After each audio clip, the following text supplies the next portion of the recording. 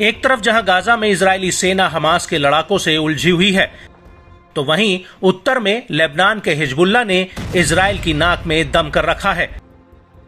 Israel Hezbollah के बीच साल 2006 के युद्ध के बाद से छिटपुट हमले होते रहे हैं, मगर गाजा युद्ध शुरू होने के बाद से हिजबुल्लाह लगातार इजरायल पर बम बरसा रहा है।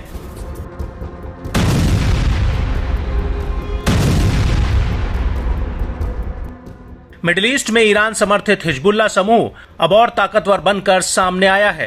हिजबुल्लाह लड़ाकों के ताबड़तोड़ हवाई हमलों का इजरायल कोई तोड़ नहीं निकाल पाया है। लड़ाकों की ओर से कब्जे वाले इलाकों और इजरायली बस्तियों पर भी एयर स्ट्राइक ने तनाव को चरम पर पहुंचा दिया है। ऐसे में इजरायल और लेबनान के बीच भी हिंसक युद्ध शुरू होने की आशंका जताई जाने लगी है। बावजूद इसके लेबनान का हिजबुल्लाह इजरायली इलाकों पर बेरोक टोक हमलों की बौछार कर रहा है। समूह हर दिन हमलों की एक से बढ़कर एक सीरीज शुरू कर इजरायल को कड़ी चुनौती देता आ रहा है।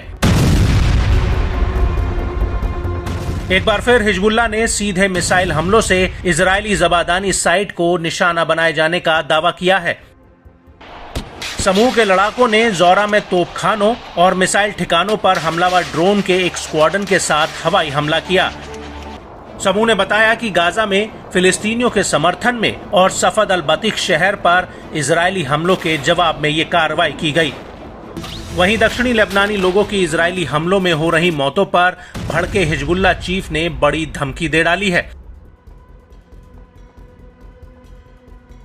हसन नसरल्लाह ने कहा कि इजरायल अपनी कायराना हरकतों से बाज नहीं आ रहा है। गाजा में जारी नरसंहार को दक्षिणी लेबनान में भी दोहरा रहा है। ऐसे में हिजबुल्लाह लड़ाके अब उन नई इजरायली बस्तियों पर हमला करेंगे जिन पर अभी तक हमला नहीं हुआ है। आपको बता दें कि लेबनान से हो रहे भीषण हमलों के जवाब में इजरायली कार्रवाई में दक्षिणी लेबनान में कई लोगों की जान चली गई है। इससे लेबनान का हिजबुल्लाह काफी भड़का हुआ है। यही वजह है कि उसने अपने हमलों को और तेज कर दिया है। हिजबुल्लाह ने अपने हमलों को और घातक बनाने के लिए अब अंधेरे का फायदा उठाना शुरू कर दिया है। लड़ाके अब आधी रात में ही हवाई हमले कर इजरायली खेमे में खलबली मचाने लगे हैं। दावा है कि अंधेरे में वार से इजरायली बलों को खासा नुकसान उठाना पड़ रहा है। लड़ाकों ने इजरायली कब्जे वाले फिलिस्तीन में अबीरिम बस्ती पर पहली बार कत्यूशा रॉकेट से हमला करने का दावा किया है। इसके अलावा प्रतिरोधी सेनानियों ने कब्जे वाले लेबनानी शीबा फार्म्स में रोइसत अल कर्न सैन्य अड्डे को निशाना बनाया।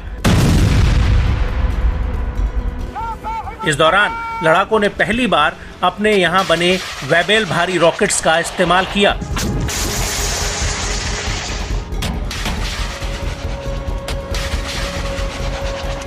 बताया जाता है कि हिजबुल्लाह लड़ाकों ने हमास के अल कासिम ब्रिगेड के साथ मिलकर इजरायली बलों पर दबाव बनाया।